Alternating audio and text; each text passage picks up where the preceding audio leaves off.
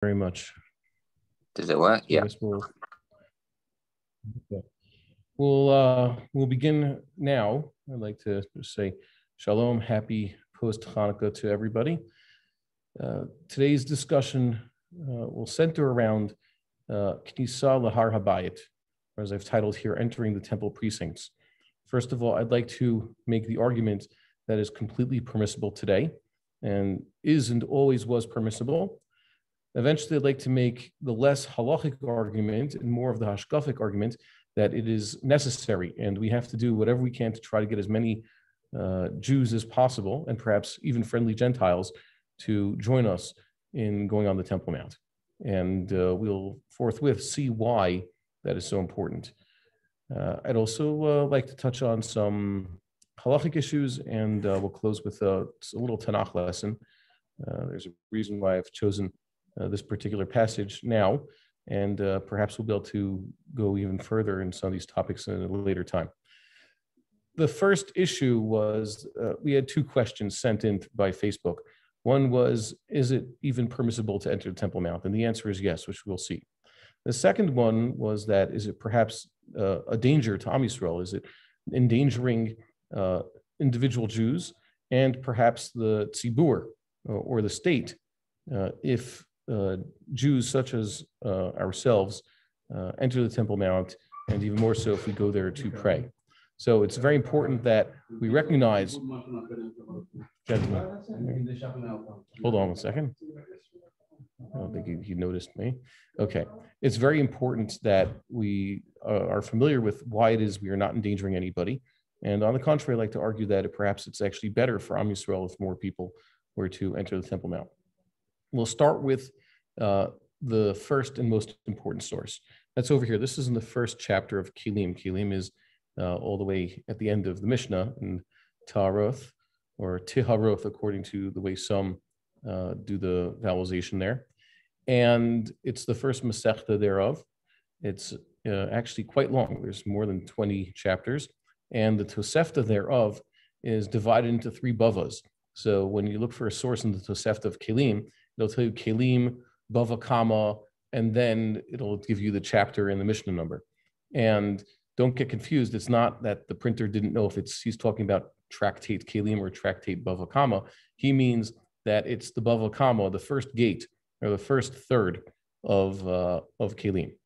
And there we read that concerning Jerusalem. This was introduced. We've seen this Mishnah before, the Eser Kiddushoth, the 10 levels of holiness that exist in the land of Israel. And it starts with what's the inherent holiness of Israel, the land. And there, the Mishnah describes how certain commandments can only be performed in the land of Israel, specifically the commandments to bring the Omer and the other such items to the temple. The land of Israel has that holiness. And then it describes how certain cities are holier than the rest of the land, and we keep moving up until we get to the Holy of Holies. So in the middle of the list, we find that within the walls of Jerusalem, that is the sanctified walls of Jerusalem, they are holier than the rest of the cities. Why? Because that's where we eat the most, the least holy sacrifices. Kodashim, Kodshei Kodshim, which is the more holy sacrifices, are only eaten within the courtyard of the temple by the Kohanim. The Kodshei Kalim are the ones that everybody can eat. For example, Korban Pesach, which we are very excited about, and Maaser Sheni. And then it says Har Habayit is even holier, because it's even holier than the rest of the city of Jerusalem, that is. She'ein zavim uzavot nidoth v'aldoth nichnasim l'sham. And it's holy because people who have these discharges, a zav is a very specific halachic category, as is a zava.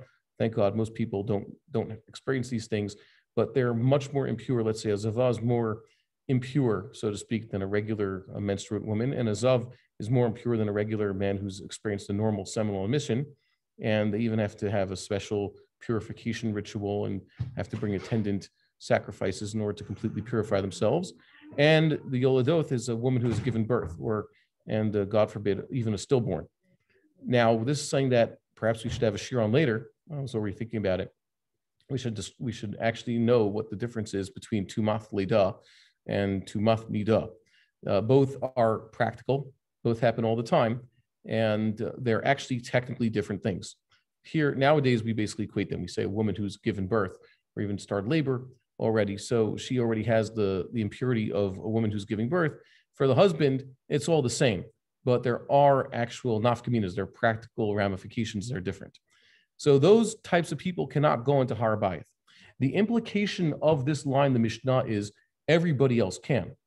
Who else can? Well, it didn't mention, for example, a person who's contaminated with death impurity, someone who has been under the same overhang as a corpse, or someone who's come in contact with a corpse, etc., walked over a grave. It doesn't say that those people can't. It doesn't say that those people can't enter the Temple Mount.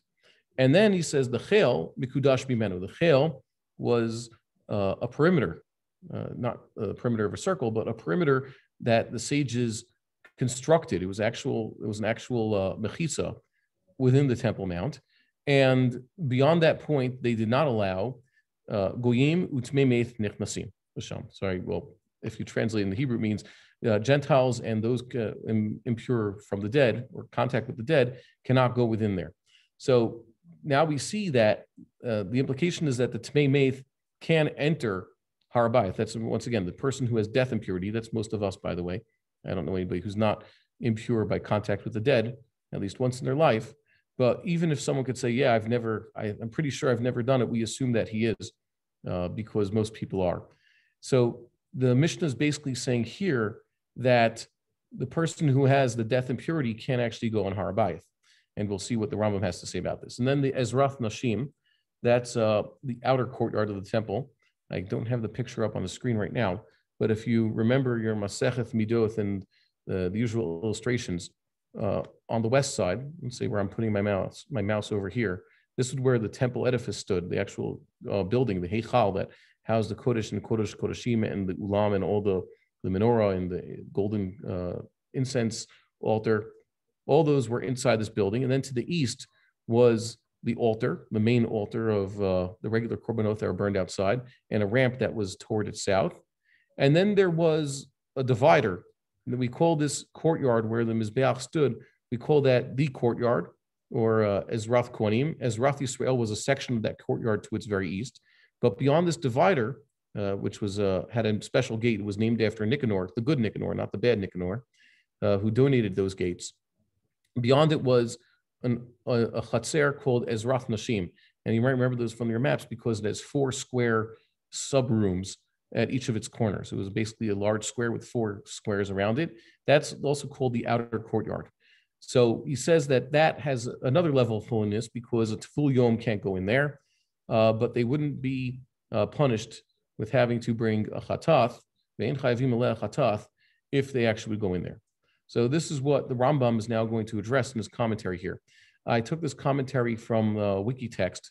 I would prefer in all cases to use Rav Kapach's translation. Instead, I use the classical translation here because that's what's available in this medium.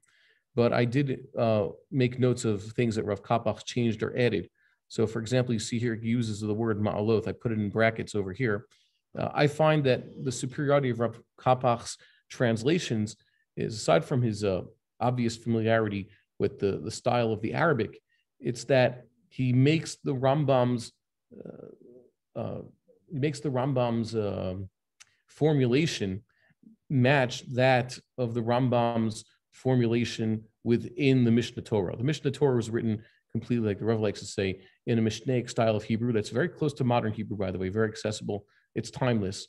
And he uses the same words the Rambam would have used in the Mishnah Torah. The person who translated originally, or the common translations of the Perush HaMishnayot, seem not to have that same style. And Rav Kapach, I believe, captured the Maimonidean style very well. And it's because he used the right words, by the way. So we have here what he says concerning this and all these different rules. But you see here, just to know the straight halacha, is that a Tamei Meith can go on to the Habayit, and that a Tevul Yom, what's a Tevul Yom, by the way? A Tevul Yom is someone, usually a man like us, someone who's has purified himself from seminal emissions. Seminal emission is something that most men experience, whether usually willingly, sometimes unwillingly by accident. And it doesn't matter if it was beheter or not, if it was permissible for him to have experienced that or not. I hope that most people are moral and doing the right thing. So it doesn't matter how it happened. He has to then purify himself by immersing himself completely in the ritual bath. That's a mikveh. And once he emerges from his ritual bath, he is now considered a Tavul Yom. That means he has immersed this day. That's what Tavul Yom almost literally means. Now, why is that significant? Because as we're going to see below, a Tavul Yom cannot perform certain commandments. For example, if the fellow was a priest, he's a Kohen, he wants to eat his Terumah, this is the first Mishnah in all of Shas, he has to wait until nightfall for himself to be able to eat the Terumah. That's considered holy food. Or a person who wanted to eat of the Korban Pesach, so he's gone to mikvah that Erev Pesach, he is not eligible to eat of the Korban until nightfall. That's when he was completely pure. But as we're going to see, that's a misnomer, as the Rambam says. Really, he is completely pure. I'll use a brisker language. The nightfall is the matir. It's the halakhic mechanism that allows him to eat sacrificial food or holy food, but it's not that he was lacking in any purity. That's a Tavul Yom. So we see that a Tavul Yom could technically go up to the Ezrath Nashim, and even if he went to the Ezrath Nashim, he's not going to be punished therefore.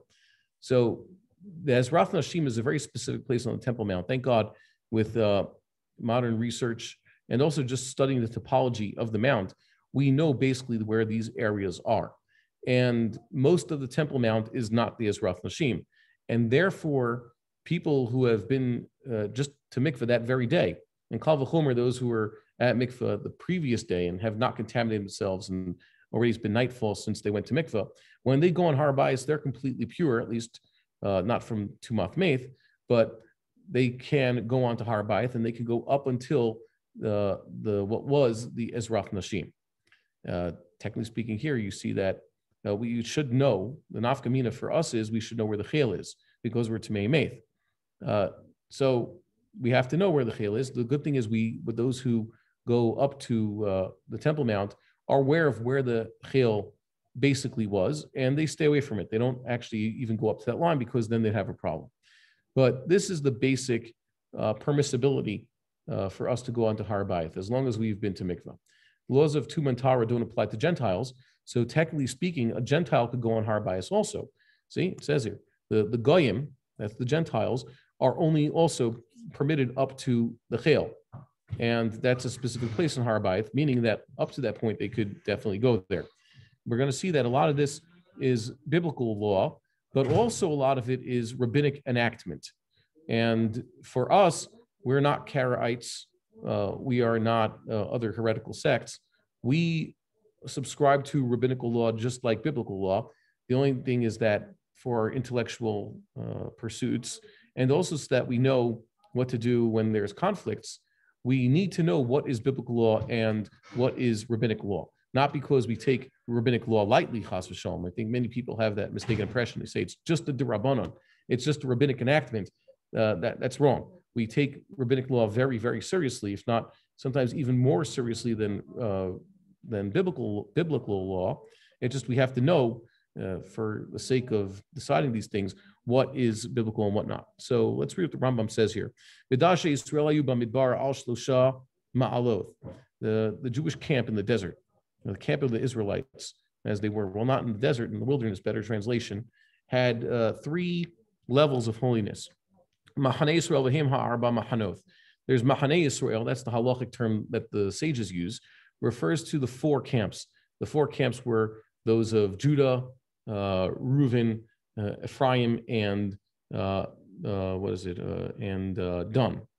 Sorry, no, the 4th one is Naphtali, Asher, and Dan. I think they call it Machanei Dan. Yes, it was called, that was one in the north. And each of those camps, obviously, I just named 4 of the tribes. Each of those camps contained 4 tribes. So Yehuda's tribe on the east contained Yisachar and Zvulun also, and Reuven's camp on the south also contained Gad and Shimon. The west camp of Ephraim also contained Menashe and Binyamin, And the northern camp of Dan also had Naphtali and Asher. Those are the four camps. They surrounded the Levite camp, which itself surrounded the courtyard of the tabernacle. Machaneh Leviyahu Ma'amar Hashem Usviv B'Saviv LaMishkan Yachanu. Machaneh Leviyah was the Levitic camp that surrounded the Mishkan, also on four sides. The east side was basically just Aaron and Moses and their families. The south was Kahath, and etc. The rest were the Levitic families surrounded the Mishkan on the west and the north. And then Machaneh Shechina who Chatzar Ol Moedu Masha B'Thocho. The Machaneh Shechina was the courtyard of the tabernacle. If I'm not mistaken, I think it was 50 by 100 amoth. That's it. It was defined by curtains held up by these structures, and there was an entrance on the east side, which also just had a plain screen. There wasn't there like a gate or anything like that. And this concept actually exists almost forever. There was a point earlier in his Perush in Chagiga that we saw, in Zvachim, where the Rambam said that these camps did not exist in the time from when the Israelites crossed the Jordan River and set up the Mishkan in Gilgal until they had completed the conquest of the land and the division of the land 14 years later when they moved the Mishkan to Shiloh, at which point the camps started to exist again. But the camps did not exist then, and the camps had their correspondence in Jerusalem once the temple was established, and that lasted forever. He says, "Mipetach Yerushalayim v'ad Habayit Machaneh Yisrael." From the gate of Jerusalem, that is any of the gates actually, anywhere in Jerusalem until the Temple Mount, that was the equivalent to Machaneh Yisrael in the desert. Mipetach Habayit ad Petach HaZarah, and from the entrance of Habayit, although there were many of them, basically all of Habayit, until you got to the courtyard, which is, by the way, the inner of the two courtyards, the actual courtyard, not even the Ezrath Nashim. Sha'ar Nikanor, Machaneh Leviyah. He points out that the line between the rest of Habayit and the inner courtyard is Sha'ar Nikanor, which I already illustrated before, was the gate between the courtyard on the east, the women's courtyard, and the courtyard on the west. And everything from the entrance of the inner courtyard and within is corresponding to the Machaneh Shechina as it did in the wilderness. And this is also explained, he writes over here, at the beginning of the Sifrei, which is the Midrash Agadah. Sorry, it's an Agadic Midrash. No, sorry, not Midrash Agadah, Midrash Halacha. It's a halachic Midrash. It's actually, sometimes Midrash, like the Ram says, you have to take it with a grain of salt. You have to understand it. Don't take it too literally. Midrash Halacha is actual halacha there. Ulshona Tosefta, Kishem Shayu Bamidbar Shalosh Machanot. The Tosefta says that just like in the desert, there were three camps, Machaneh Shechina, Machaneh Leviyah, Machaneh Yisrael, these three camps I just mentioned. Kach Hayu B'Yerushalayim, Mipetach Yerushalayim Vad Harabayit Machaneh Yisrael, Mipetach Harabayit Ad Shar Nikanor Machaneh Leviyah, Mishar Nikanor V'Lifnim Machaneh Shechina, just as he described. The three camps as they existed in Jerusalem and going up until the Temple Mount and the Temple Courtyard correspond to what existed in the wilderness. And he also says that the Pasuk has a basis for this. The next one is, we skip a little bit within the Rambam while he describes the part that, it's not our discussion, having to do with up until where the Zavim and the Zavoth and the Oladoth are allowed to go. He mentions the Tosefta, see, Kelim means 113, 1110. Once again, this is from the first Bava and then the first chapter therein, and the 10th halacha, I guess you could say, in the Tosefta, or the 10th Mishnah, but it's not, it's a Brisa. He says, he quotes it, V'lo T'mei Meith Bilvad. Not only do you have to keep out the T'mei Meith, Ela Afilu Meith Atzmo. Okay? They're talking about, not keep out. It says, who's allowed in the Machaneh Leviyah? Machaneh Leviyah, we just said, is Temple Mount, except for the inner courtyard. The Meith is allowed there. That's an actual corpse. Afilu, the T'mei Meith, that's a person who's touched the corpse. Afilu Meith Atzmo, even the corpse himself could technically be on Habayit. That's amazing. That's a big chiddush. How does he know that? Because it says that Moshe Rabbeinu himself, Kach Moshe et Atzmot Yosef Imo Banach Leviyah. Moses took Joseph's remains. They were put in a sarcophagus that he schlepped along the entire time, and he was in charge of this. And basically, Joseph's remains were always in the Levitic camp, and the Levitic camp corresponds to Habayit. Therefore, you could even bring an actual Jewish corpse into Habayit. Kal v'chomer, you could bring someone who was contaminated through contact with that corpse. Rav Kapach translates, so this would mean then that Tmei could even go past the Chil. Why? Because he's only stopped at Shar Nicanor. And to this Rath Nashim, Shakol b'Malat Machan Leviyah. We just said that there's all these different levels on the Temple Mount itself. We mentioned the Chil, but in the desert there was no correspondence to the Chil. There was just the Machan Leviyah is the Temple Mount, and Machan Shechina is the inner courtyard. So how can you create a Chil, a divider, where Gentiles could go up to and where people who have been contaminated through contact with the dead? It's Meimes. Where did that come from? So he says that they should be the same. The entire Temple Mount should have one din, and there shouldn't be a Chil here. The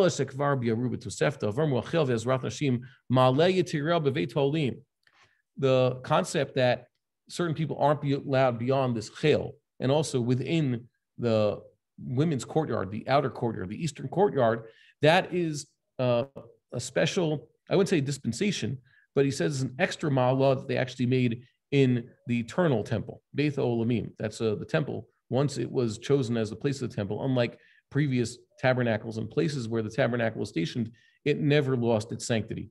And that's refers back to that series of shiurim we did earlier.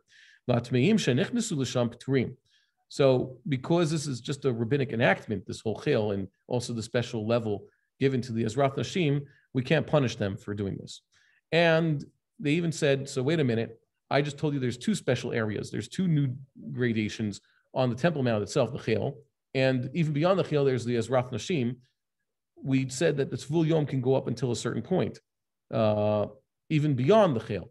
I would have said that, okay, if you create a chil, so it's Meimet and the Goyim and the Tvul Yom should stop at the chil, but the Tvul Yom could go a little bit past them. He could go up to the Ezrat Nashim, assuming he's not a Tmei also.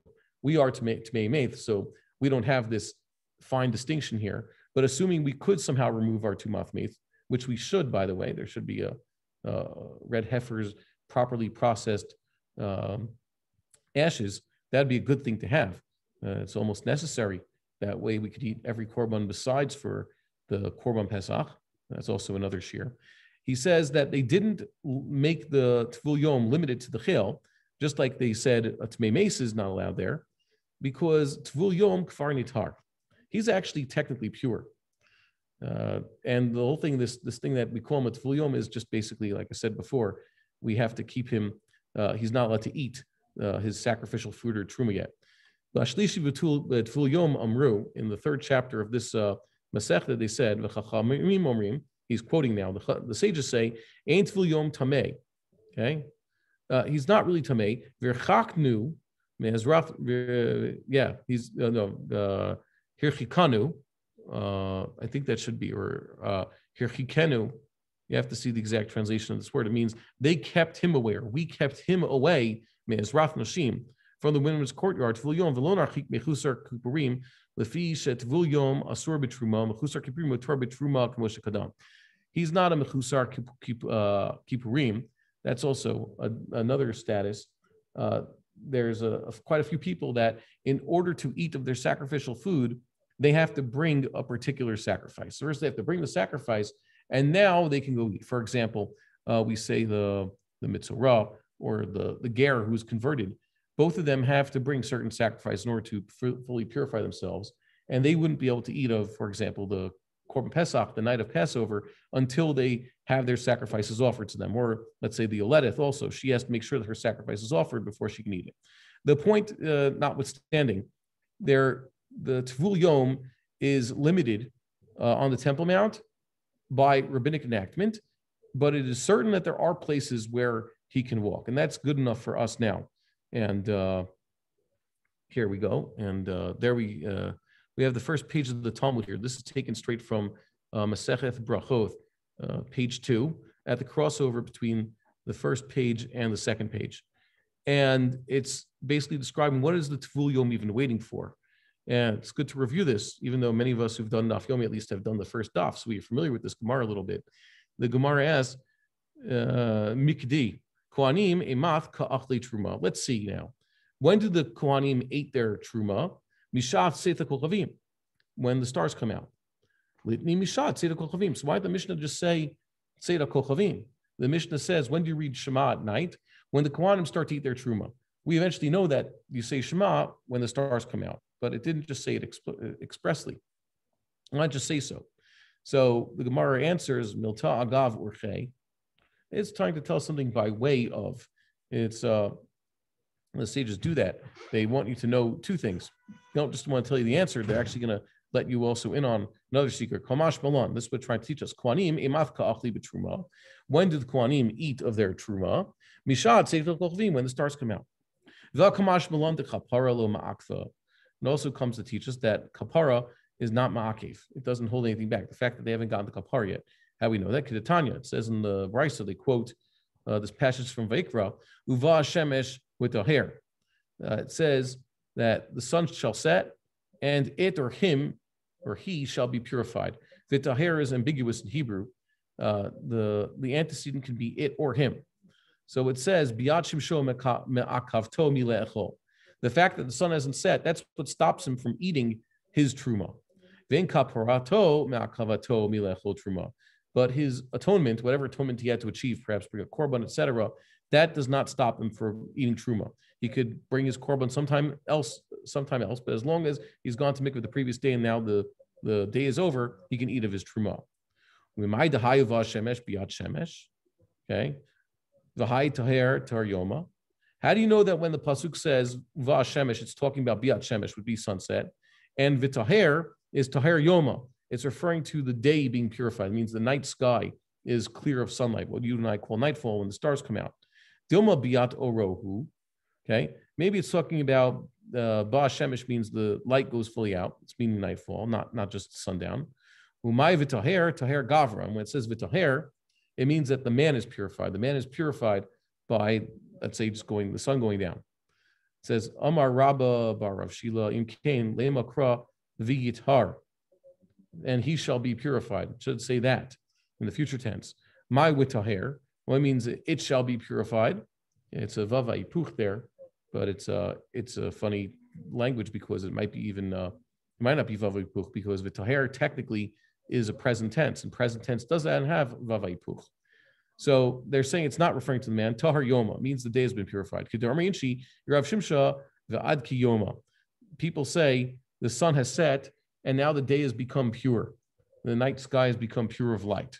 This shorish dalit kaf over here is equivalent to the shorish for pure in Hebrew. So it means that a Kohen becomes pure with the stars coming out. That's the final psak, which is sometime after the sun sets. Over here we have the basis, by the way, for this idea of new courtyard, new rules. What the Rambam describes here in his explaining the idea of the chil and the Ezrach Nashim having different levels of holiness that has no correspondence classically in the situation that was in the wilderness is based on this from this pasuk from Divrei Yomim, Chronicles, which is unfortunately, we're going to get to more on this a little bit later. There is no cycle, not through Machon Shiloh's triennial cycle or the common practice of reading through the Torah once a year in various sections of the Nevi'im Haftarot. We never get around to reading Divrei Yomim in public. It's not one of the five Megillas. People are familiar with Shaharith. Now they've added in the prayers a section also which is relevant to what we're going to see today, but that's about it. And it's a prayer that's basically reflects, it's parallel to two of the more classic Psalms. So most people don't get to study this. It says, why Amodio Shafat, he was the one to David, Solomon, Rechavam, Avia, Asa, Yoshua. He must be the sixth king of the Davidic line. And it says that he and in the Kahal of Yehuda and Yerushalayim were in Beveit Hashem, that's God's house, Lifnei Chatzer Chadashah, in front of the new courtyard. What's the new courtyard? Pshat is that it had been some 100 years, even more so, since the construction of the temple. So they probably did some renovations. They created a new courtyard for the temple. And the Gemara in Pesachim actually has something to say here. It says, Rabbi Yochanan, Dvar Torah, Filu Asay Einbo. There's no mitzvah asay to even stay away from this place. It says in the pasuk, Vayamod Yoshafat Bikal Yehuda Yerushalayim. The same pasuk we just saw. Lifnei Chatzar Beveis Hashem Lifnei Chatzar Chadashah. What's this new courtyard? They instituted something new. Tvul Yom until this point could go in the entire Machane Livya, which is the entire Temple Mount. And now they said, no, there's a limit to how far Tvul Yom can go. Obviously, you can't go up into the Machane Shechina, but even within Machane Livya, somewhere on the Temple Mount, outside of the inner courtyard, we're going to draw a new line and say you can't go there. And the Rambam actually paskins here in Korban Pesach, which depends on your edition. It's in the sixth parak. It's either the sixth halacha or the fifth halacha. Machlon Mamre has it as the sixth. So I think that maybe Makbili would agree. He says, this mitzorah, the last day of his purification happens to be on Arba Asar, the 14th day of Nisan, the day when they're supposed to be bringing Korban Pesach, so that he did it the next night. V'ra keri bo bayom. He is now seen carries at an accidental seminal emission that very day. Areza tovel, he could still go to the mikveh right then and there that day. He could actually go into the outer courtyard in order to bring his sacrifices. In this case, the sacrifices that achieve purification for him. We mentioned he's a mechusar kippurim. So in order to purify himself and be able to eat of the Korban Pesach, which is an obligation, he has other sacrifices to bring. Even though we just said a Tvul Yom is not allowed in that outer courtyard, the women's courtyard of the temple, the eastern one, because the prohibition of entering there is of the sages. They created it. It's a rabbinic prohibition. As we said earlier in the laws of entering the temple. And this is the day that the Pesach has to be brought in its right time. It's only one time to bring the Korban Pesach, and that's the afternoon of the 14th of Nisan. That's the Asay Rabbi Yochanan was talking about. The Asay of having to bring Korban Pesach, which is, if he doesn't do it, he would be punished with excision. And this pushes off the Isser, that's the prohibition that the sages enacted, that the Tvul Yom not go into the Ezraf Nashim.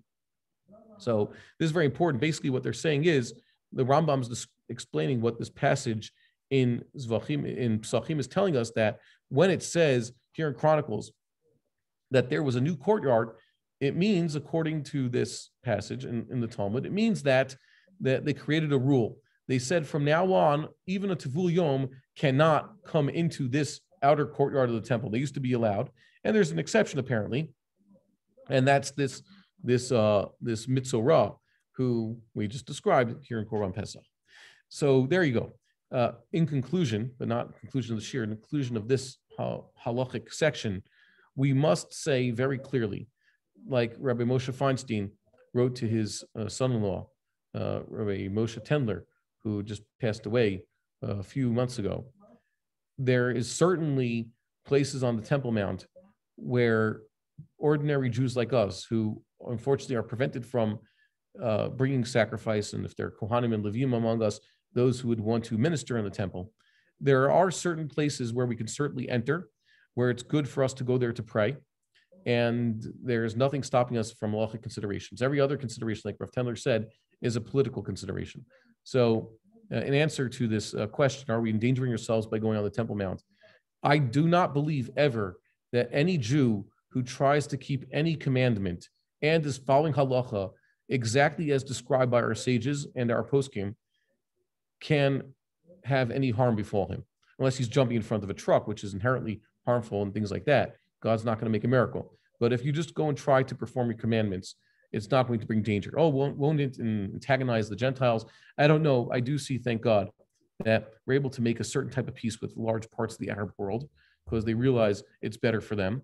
And that's a good type of peace that's actually permissible, because we don't give them any of our land. We don't give up any of our rights to our own way to worship God. It's an economic decision. It's the Solomonic ideal. Solomon also had treaties with foreign kings and based on commerce and other things, and they actually respected him. It's a good thing. And I don't think the anti-Semites today and yesteryear needed any excuse to want to harm us, like Rav Kahana's letter to the world. We've been upsetting the world a lot lately, but then again, the world was very upset at us before there was a state of Israel, before there was the occupation, before there was anything. They did not need any excuse to want to massacre us. 2,000 years of European history is a very good example of that. So it doesn't matter what we do, they're still going to hit us, and we should not, let's say, settle the land of Israel. We should not avoid settling the land of Israel or trying to keep the Torah and the mitzvot just because people think that now the Gentiles are going to get upset at us. That's just inherent nonsense. It's also historically illiterate or completely unaware thereof. Now, this is an important one. I have to thank the anonymous blogger of HaYehudi. I don't know who he is. It might be one of you guys, for all I know, for sending me the Rabbi Brand's writings on this. Rabbi Yitzchak Brand, the Brisi Yitzchak, is also a strong advocate of ascending the Temple Mount. He's told me personally, of course, you have to go. He's as Haredi as they come. And you could see his recent videos on YouTube with Rabbi Weber. He goes there often. He encourages everybody to go because he also realizes that the political decision to avoid going to the Temple Mount is actually backfiring.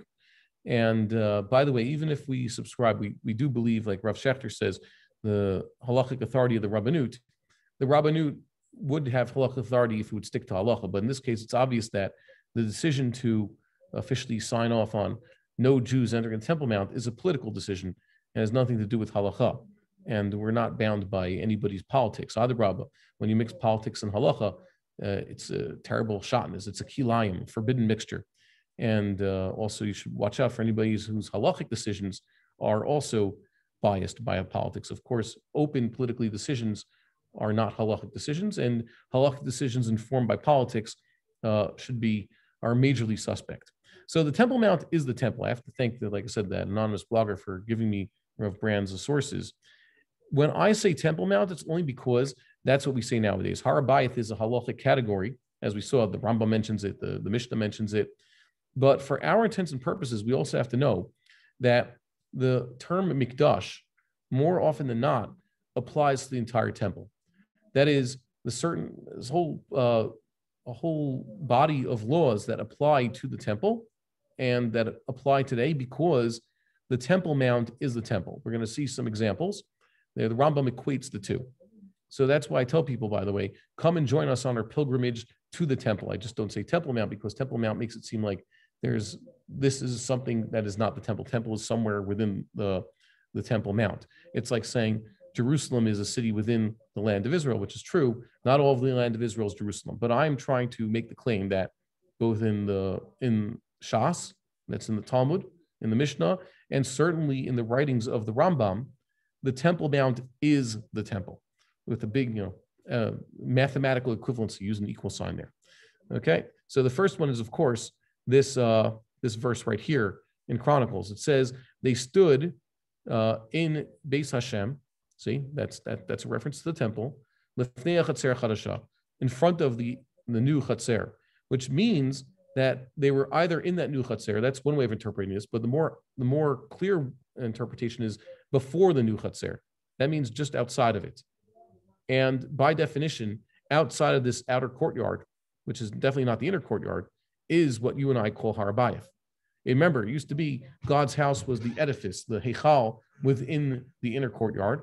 And now the Pasuk is describing some place which is on Har Habayit, and it's calling that in God's house, which is a synonym for the temple. So that verse very clearly says that they applied this term, house of the Lord, okay, our God's house, to the Temple Mount. The next is over here. The Rambam has the Hilchot Taniyot.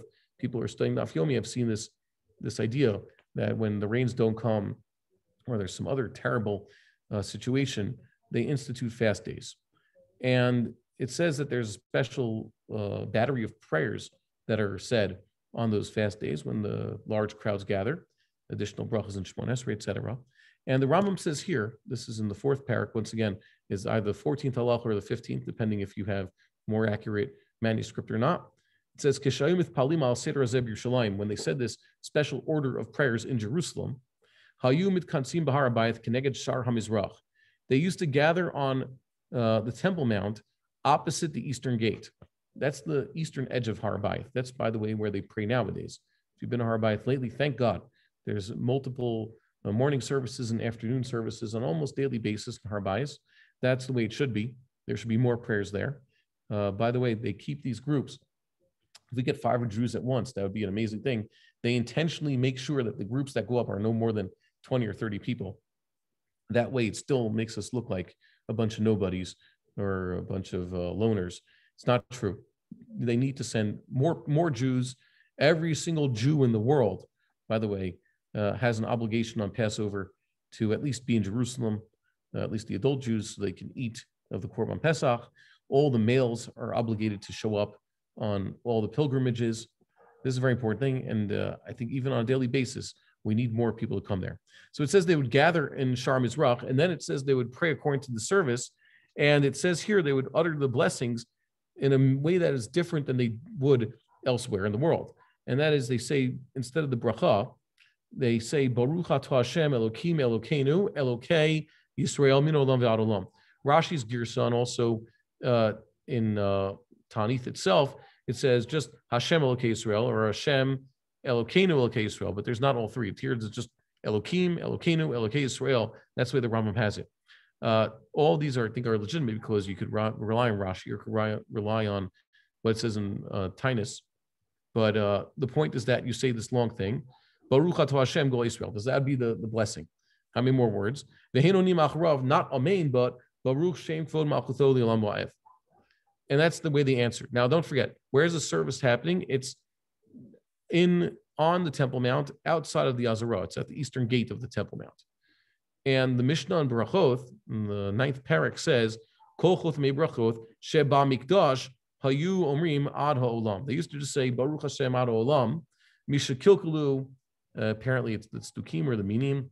Okay, also, this is depends on which girsa you have. V'amru ein olam ela achad. They don't believe in olam haba. Hitkinu, sheyu omrim min olam v'ad olam. They made the formulation also min olam v'ad olam. Now this says in the Mikdash. The Mishnah says when they would pray in the Mikdash, they'd say the blessing this way. And the Gemara asks, Kokach lama li l'fish ein omrim amen b'Mikdash. We don't say amen in the Mikdash. We say Baruch Shem Kvod Malchuto. And how do you know that?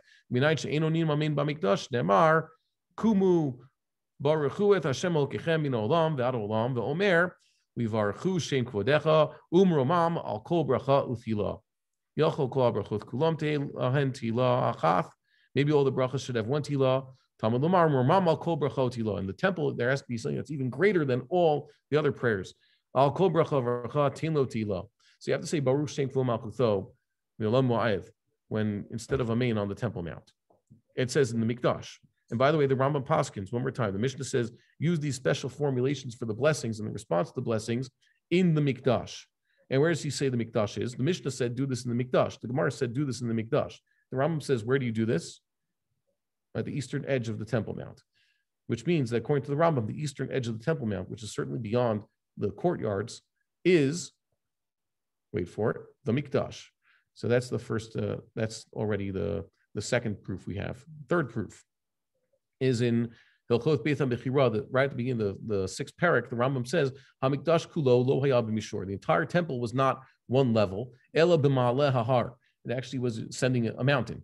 You could still see this today. You walk around the outer perimeter from the south of the Temple Mount, you're on one level, and then you go down a little bit to get to the eastern area where you said to get to the eastern gate. And you could actually see, you then turn west, looking at what's the Dome of the Rock. God willing, it should be removed soon. It's a good thing the King of Jordan put a nice golden dome on top. It's a lot of extra raw materials, God willing, could put to use tomorrow.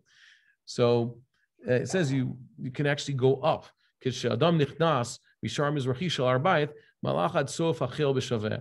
keeps, once he goes through that gate, he then starts walking. The entire chel is on one level.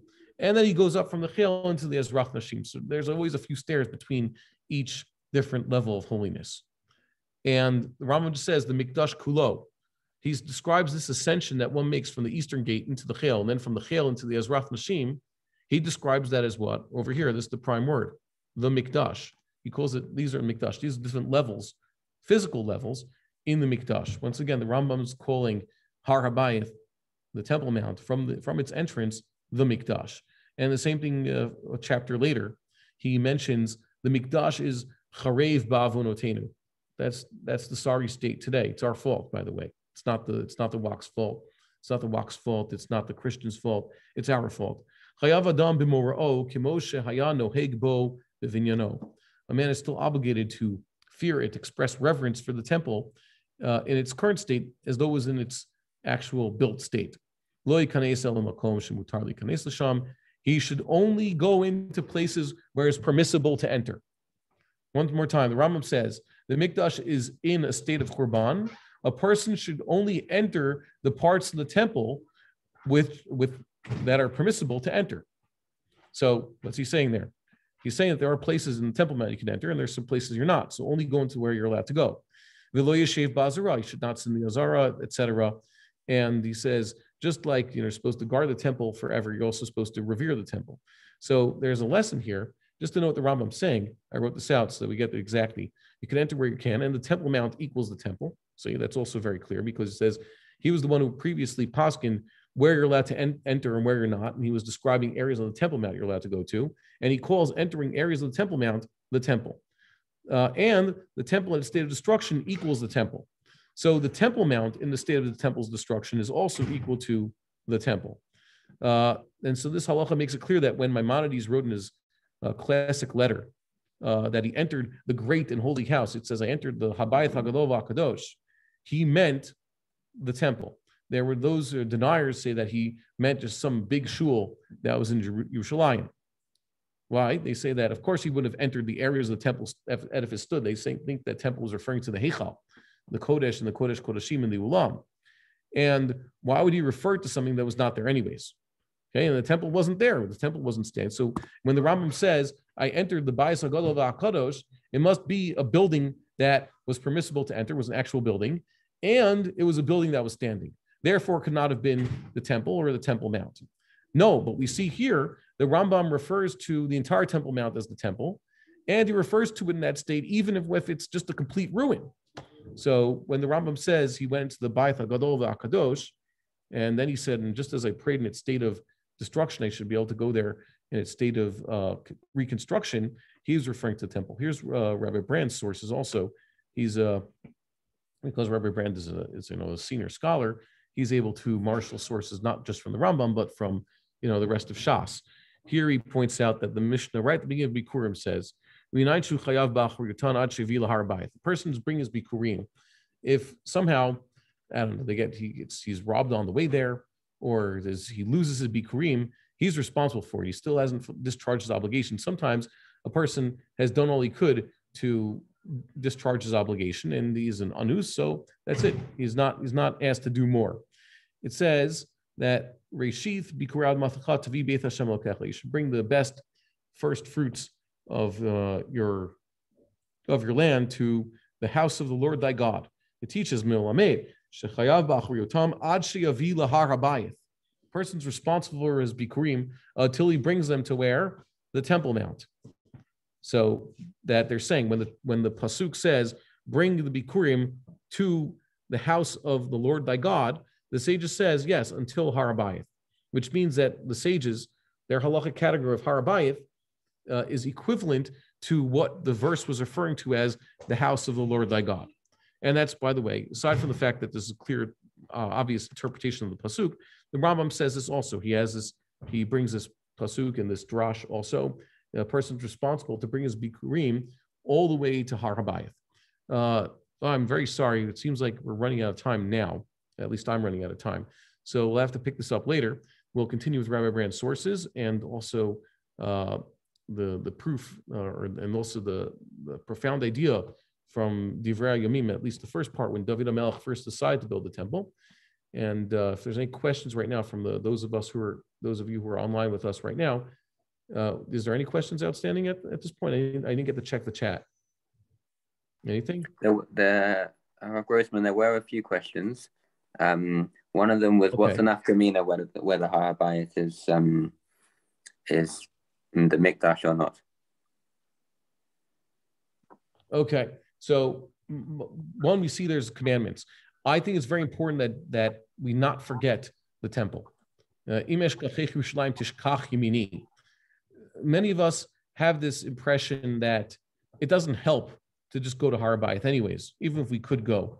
Many of us don't understand how important the temple is how much important it's supposed to be in our daily observance of the commandments. Many of us do not understand what the significance of praying on the Temple Mount is. The temple is ultimately the center of our prayers. And we have today a golden opportunity, and we will have more opportunities if we would just take advantage of the ones we have now. If we go and pray on Habayit, we have to understand that we're actually praying in God's house. That's what we've been looking for this entire time. So and also there's nafkaminas halacha we haven't gotten to, that if the Temple Mount is the temple, it means that, for example, we saw nafkamina, you would pray as though you're in the temple. You use the formulations. When you say your Shemona Esrei, you don't say Baruch Atah Hashem Goel Yisrael or Gal Yisrael. You say Baruch Atah Hashem Elokim Elokei Yisrael Mino Olam Ve'ad Olam Baruch Atah Hashem Goel Yisrael. And people answer the bracha differently. The Birkat Kohanim is uttered differently. You're allowed to prostrate yourself on the entire Temple Mount. We have a halacha that you're not allowed to bow on cut stone. That's a prohibition. That prohibition applies outside of the temple. If you want to bow down straight on stone, you have to cover it with something. You have to, like Ram says, put down some straw or put on a mat or something. So this would mean that anywhere on the temple, which is by the Temple Mount, which basically it's paved with stones, you could technically prostrate yourself. You could bow down straight on your face, get on your knees, and do the whole thing that you're supposed to do. You do not need to put a mat down there. And that's another nafkamina. There's other nafkaminas. But the point is, we don't want to relinquish any of this. We want to go to the Temple Mount and to pray. And we should know that when we are in the temple, we're standing on what they call the Temple Mount. We're actually standing in God's house. Other questions there? Someone also asked whether goyim have to do tefillah in order to enter the areas where they're permitted to enter. As far as I know, no. The Gentiles have no rules regarding Tumah and Tahara. There's no such thing for them. They just have to make sure to stay away from where they're, stay beyond the chil. I think they dug up, it's a archaeological coup that they found this tablet, which is still in, Latin or Greek. I think it was Latin. And it's very clear to say no Gentiles beyond this point. So, they're very clear about that. The sages, for whatever reason, wanted that to be the case. I think, according to halacha, imagine before the sages instituted this chel, how far could Gentiles go? I have to see. I think there's some controversy with that. But Gentiles have no laws of Tumah and Tahara.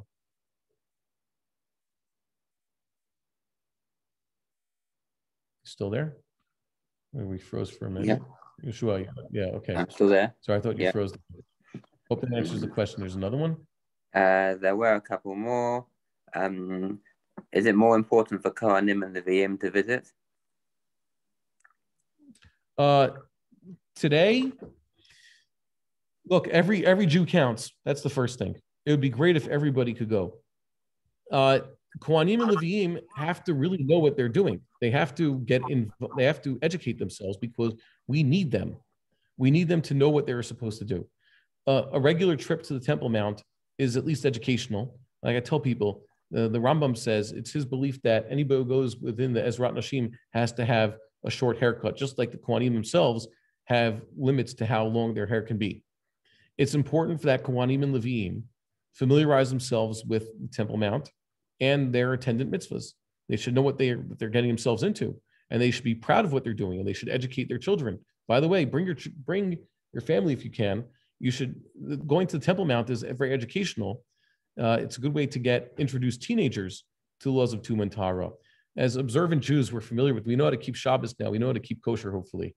But Tumah and Tahara is something that has not been practiced on a large scale for centuries, if not millennia.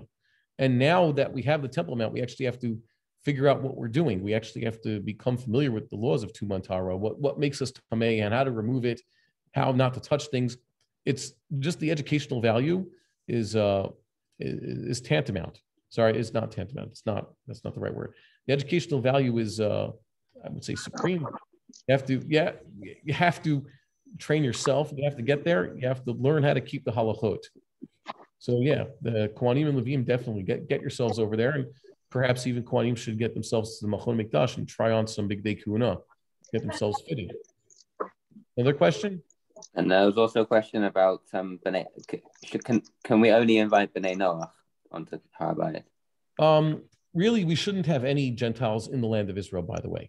That's the halacha. Before we have, if there's no Shemitah and Yovel, so we're not allowed to have Gentiles living in the land of Israel, period. People forget about that. The only Gentiles who are allowed to live in the land of Israel are Geri Toshav, and we can only accept Geri Toshav when there's a Yovel. But visitors technically can come.